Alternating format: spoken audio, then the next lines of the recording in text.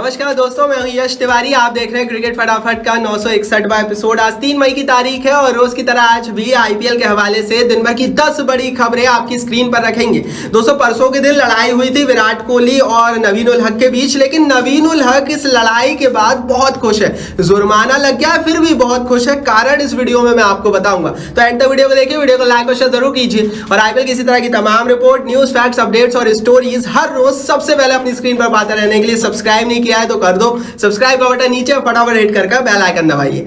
चलिए दोस्तों, शुरुआत करते हैं इस वीडियो की आज दिन भर की पहली बड़ी रिपोर्ट के हवाले से। तो विराट कोहली की लड़ाई को लेकर फाफ डू प्लेसिस ने एक बड़ी बात कह दी है। फाफ डू प्लेसिस ने लड़ाई के बाद बयान दिया। उन्होंने कहा aggression is the best side of Virat Kohli. उन्होंने विराट कोहली को डिफेंड किया। उन्होंने साफ साफ कहा कि जब विराट कोहली एग्रेशन में होते हैं तो वो 2-3 खिलाड़ियों का काम एक साथ करते हैं और उनके एग्रेशन से टीम को तो फायदा होता ही है, वो नेक्स्ट लेवल के खिलाड़ी बन जाते हैं। और इस बात से मैं 100% 110% सहमत हूं, क्योंकि हमने पिछले मैच में भी देखा दोस्तों, विराट की जो एनर्जी थी ना, उस एनर्जी ने ही लखनऊ की टीम को हरा दिया था। एंड दैट्स व्हाई ये लड़ाई झगड़े हुए थे। तो भैया विराट के लिए एक लाइक जरूर बनता है, क्योंकि हमें इस एनर्जी की जरूरत ओडीआई वर्ल्ड कप में पड़ेगी। तो ओडीआई वर्ल्ड कप के लिए, विराट के लिए, टीम इंडिया के लिए लाइक कीजिए इस वीडियो को। आगे बढ़ते हैं दोस्तों, यहाँ से बात करते हैं दिन भर की दूसरी बड़ी खबर की। तो ये रिपोर्ट आ रही है आज के मैच को लेकर। आज लड़ाई होगी दोस्तों गौतम गंभीर और महेंद्र सिंह धोनी की। हालांकि दोस्तों गौतम गंभीर और महेंद्र सिंह धोनी का इतिहास भी कोई बहुत अच्छा नहीं रहा है। इनके बीच भी बड़ी चीजें हुई हैं। साल 2012 में धोनी ने शिकायत कर दी थी गंभीर की। इस मैच में लड़ाई की संभावना नहीं है, क्योंकि हमारे जो कैप्टन कूल है ना, वो बहुत ज्यादा कूल है। तो लड़ाई तो नहीं होगी, लेकिन लखनऊ और चेन्नई के बीच बड़ा मैच आज लखनऊ के कान्हा स्टेडियम में होगा। कौन जीतेगा आप कॉमेंट बॉक्स में बताना। पर्सनली मैं चेन्नई सुपर किंग्स को इस मैच में सपोर्ट करूंगा। आप किसको सपोर्ट करेंगे कमेंट बॉक्स में बताना, और क्यों करेंगे चेन्नई को सपोर्ट वो भी बताना। मैं तो धोनी के कारण करूंगा। आगे बढ़ते हैं दोस्तों, यहां से बात करते हैं दिन भर की तीसरी बड़ी रिपोर्ट की। तो ये खबर दोस्तों निकल कर आ रही है नवीन उल हक के हवाले से। जो लड़ाई हुई थी दोस्तों विराट कोहली की, उसके पीछे जो सबसे बड़ा रीजन था वो नवीन उल हक ही थे। और दोनों के बीच बहुत गंदी लड़ाई हुई थी। मैदान में हमने देखा था विराट ने जूते भी दिखाए थे, नवीन उल हक ने गंदी गंदी गालियां भी दी थी। लेकिन अब नवीन उल हक ने एक बात कही है इस लड़ाई के बाद। उन्होंने कहा है I have come to play in IPL not to take abuses. उन्होंने साफ कह दिया, मतलब माफीनामा तो दूर की बात है, नवीन उल हक साफ कह रहे हैं कि मैं यहाँ पर आईपीएल खेलने आया हूँ, किसी की गालियां सुनने नहीं आया हूँ। मतलब पहले ये खुद गालियां दे रहे हैं, खुद घूर रहे हैं विराट कोहली जैसे महान खिलाड़ी को, और बाद में कह रहे हैं कि मैं गालियां सुनने नहीं आया हूँ। अब भैया इस पर कोई क्या कहेगा यार, इस पर एक्शन सिर्फ एक ले सकता है। मैंने इस बारे में रिसर्च करी तो पता ये लगा कि नवीन उल हक पर बीसीसीआई एक्शन नहीं ले सकती। अगर कोई एक्शन ले सकता है तो लखनऊ सुपर जायंट्स इंटरनली ही ले सकती है, अदरवाइज वो पूरा टूर्नामेंट खेलते रहेंगे, क्योंकि कोई भी इस तरह का नियम नहीं है जिसके तहत लड़ाई झगड़े पर खिलाड़ी को टूर्नामेंट से बाहर किया जाए, अनलेस और अंटिल वो किसी को मारपीट ना कर दे। एंड दैट्स व्हाई भैया नवीन उल हक खेलते रहेंगे और वो माफी नहीं मांगेंगे। अभी तक की स्थिति में तो यही समझ में आया। बाकी आप बता दो यार कमेंट बॉक्स में, आपके हिसाब से ये जो लड़ाई झगड़ा हुआ था, इसमें विराट की ज्यादा गलती थी या नवीन उल हक की? मेरे हिसाब से तो नवीन की गलती थी। आप अपनी राय कमेंट बॉक्स में लिखकर बताइए।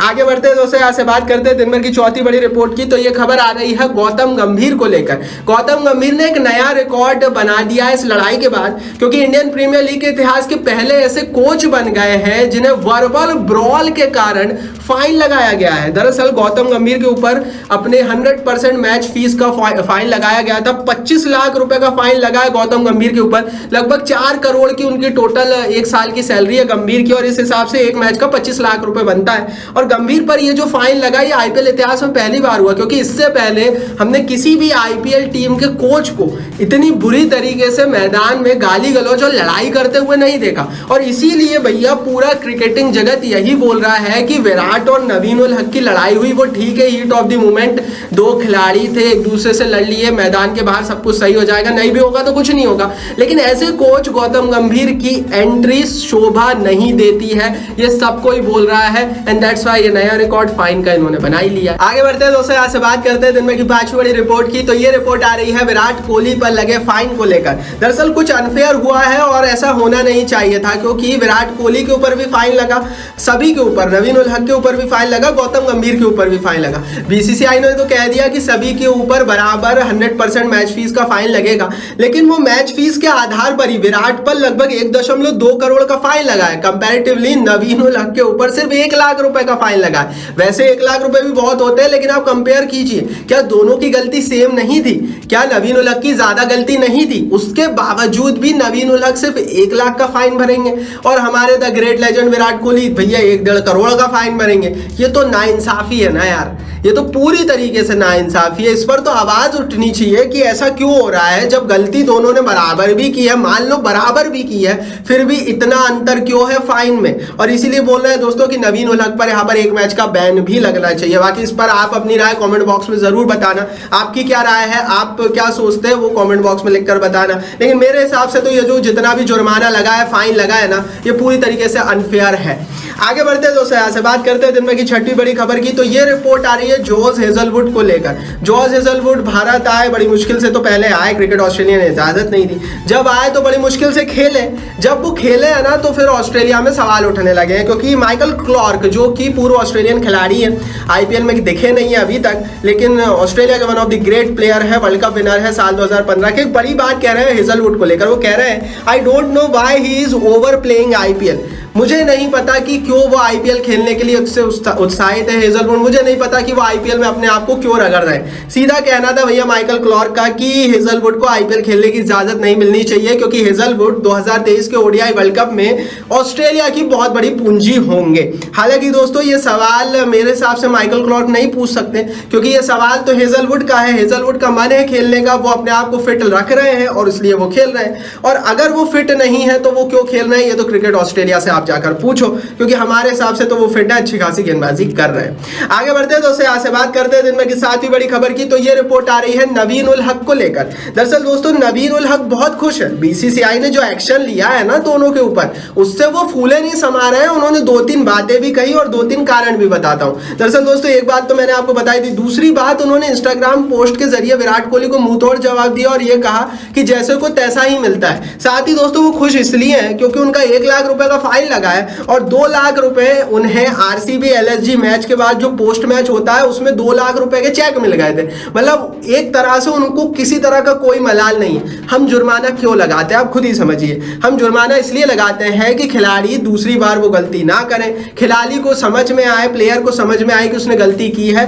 उसे मॉनेटरी आर्थिक रूप से हल्का सा झटका पड़े एंड दैट्स व्हाई वो आगे से ये गलती ना करे, उससे थोड़ा सा दिमाग में बैठे। यहाँ पर नवीन उल हक के दिमाग में कुछ नहीं बैठा है, इसीलिए वो इस तरह की बातें कर रहे हैं, क्योंकि उन पर सिर्फ लाख रुपए का तो जुर्माना लगा है, 2 लाख वो मैच के बाद कमा कर ले गए थे, तो वो तो 1 लाख के फायदे में बैठा हुआ है, इसलिए वो ना माफी मांग रहे हैं और वो आईपीएल को ठेंगा दिखा रहे हैं। मेरे हिसाब से नवीन उल हक आईपीएल को ठेंगा दिखा रहे हैं, सीधा सीधा ठेंगा दिखा रहे हैं, क्योंकि वो साफ साफ कह रहा है मैं आईपीएल खेलने आया हूं, मैं यहाँ पर गालियां सुनने नहीं आया हूं, इस तरह की बातें कर रहे हैं। एंड मेरे हिसाब से स्ट्रिक्ट एक्शन की जरूरत यहाँ पर नवीन उल हक पर है, ये मेरी राय है। बाकी आपकी क्या राय है कमेंट बॉक्स में बताना। आगे बढ़ते हैं दोस्तों, यहाँ से बात करते हैं दिन भर की 8वीं बड़ी खबर की। तो ये रिपोर्ट आ रही है ग्लोबल प्लेयर्स यूनियन के हवाले से। ग्लोबल प्लेयर्स यूनियन ने बीसीसीआई से मांग की है कि आईपीएल खिलाड़ियों की जो सैलरी है उसको बढ़ाया जाए। दरअसल आईपीएल खिलाड़ियों की सैलरी फेयरली और प्रोपोर्शनेटली दी जाए, ये मांग की है ग्लोबल प्लेयर्स एसोसिएशन। दरअसल दोस्तों पूरा मसला ये है कि ये जो जीपीयू है, ग्लोबल प्लेयर का ये जो यूनियन है, इन्होंने साफ साफ कहा है कि जितना पैसा आईपीएल के जरिए बीसीसीआई कमाता है उसका सिर्फ 19% खिलाड़ियों को सैलरी के रूप में देखा है। तो वही दूसरी तरफ जो नेशनल फुटबॉल लीग है अमेरिका की, वो जितना पैसा कमाती है उसका लगभग 50-60% खिलाड़ियों को सैलरी के रूप में देती है। अगर ये मांग मान ली गई ना तो भैया सीधी बता रहा हूं 50-50 करोड़ का एक खिलाड़ी 1 साल के लिए बिकेगा, और मेरे हिसाब से इस मांग को माना जाना चाहिए। इससे फायदा बड़े प्लेयर्स को नहीं होगा, इससे फायदा अनकैप्ड खिलाड़ियों को होगा, क्योंकि कई अनकैप्ड प्लेयर्स जो है वो 20 लाख 50 लाख में खेलते हैं, उनकी सैलरी बढ़कर 1-2-3 करोड़ रुपए होगी, which is a very good for them. Rinku Singh सिर्फ 50 लाख में खेल रहा है, अजिंक्य रहाणे सिर्फ 50 लाख में खेल रहे हैं, और प्रदर्शन ये दोनों का बहुत प्राइम प्रदर्शन है। तो ऐसे खिलाड़ियों को फिर बहुत ज्यादा पैसा मिलने लगेगा, which is good for cricket. तो इस मांग में मैं भी थोड़ा सा साथ हूं ग्लोबल प्लेयर्स यूनियन के, क्योंकि मेरे हिसाब से अनकैप्ड प्लेयर्स को फायदा होगा। आगे बढ़ते हैं दोस्तों, यहाँ से बात करते हैं दिन भर की 9वीं बड़ी खबर की। तो ये रिपोर्ट आ रही है केन विलियमसन को लेकर। केन विलियमसन आईपीएल के पहले मैच में ही गुजरात के साथ खेलते हुए पूरी तरीके से अनफिट हो गए थे, इंजर्ड हो गए थे, बाहर हो गए थे। अब अच्छी रिपोर्ट है क्योंकि जो हमारे विलियमसन है वो पूरी तरीके से फिट है और ओडीआई वर्ल्ड कप में नहीं खेलेंगे, लेकिन उनकी सर्जरी हो गई है और सर्जरी के बाद उनकी सर्जरी की स्थिति अच्छी नजर आ रही है। तो मैच फिट वो नहीं हुए हैं, लेकिन इंजरी से उबर चुके हैं, सर्जरी उनकी हो गई है। रिपोर्टेडली उन्हें रिकवर करने में लंबा समय लगेगा एंड दैट्स व्हाई उनका वर्ल्ड कप में खेलने के चांसेस कम ही रहेंगे। हालांकि पहले ये रिपोर्ट आ चुकी है कि केन विलियमसन का रोल न्यूजीलैंड की टीम में शायद मेंटोर का हो सकता है, क्योंकि भारत की पिचों को केन विलियमसन बहुत अच्छे से समझते हैं और अगर नहीं समझते होते तो फिर मतलब नहीं चोटिल हुए होते तो वो कप्तान भी रहते। बट अभी की स्थिति में विलियमसन भारत आएंगे, अब किस रोल में आएंगे वो तो हमें आगे ही पता लगेगा वर्ल्ड कप में। आगे बढ़ते हैं दोस्तों, यहाँ से बात करते हैं दिन में की 10वीं बड़ी रिपोर्ट की। तो ये खबर आ रही है आईपीएल मैचों को लेकर। आने वाले 5 दिनों तक आईपीएल मैचेस बारिश के चलते जो है परेशान हो सकते हैं, प्रभावित रह सकते हैं, क्योंकि आने वाले 5 दिनों तक पूरे उत्तर भारत में बारिश के चांसेस बताए गए हैं और लगभग 40 से 50% क्लाउडी वेदर के साथ बारिश के चांसेस। उत्तर भारत के कई शहर जिसमें धर्मशाला, मोहाली, दिल्ली, लखनऊ, उसके अलावा कलकत्ता के कुछ इलाके और जयपुर शामिल है, वहां पर बरसात के चांसेस हैं। बरसात होगी या नहीं और कौन सा मैच धुलेगा ये तो आप कमेंट बॉक्स में बता दो। यदि दिन भर की 10 बड़ी खबरें, कमेंट बॉक्स में अपनी राय जरूर लिखना दोस्तों। कमेंट बॉक्स यूट्यूब ने आपके लिए दिया है तो फटाफट लिख दीजिए, नीचे कहीं दिख रहा होगा। इस वीडियो को लाइक और शेयर कर दो अपने हर आईपीएल और क्रिकेट फैन के साथ। और अभी तक सब्सक्राइब नहीं किया है चैनल को तो सब्सक्राइब का बटन भी नीचे हिट नहीं किया तो हिट कर दो, फटाफट सब्सक्राइब करके बेल आइकन दबाओ।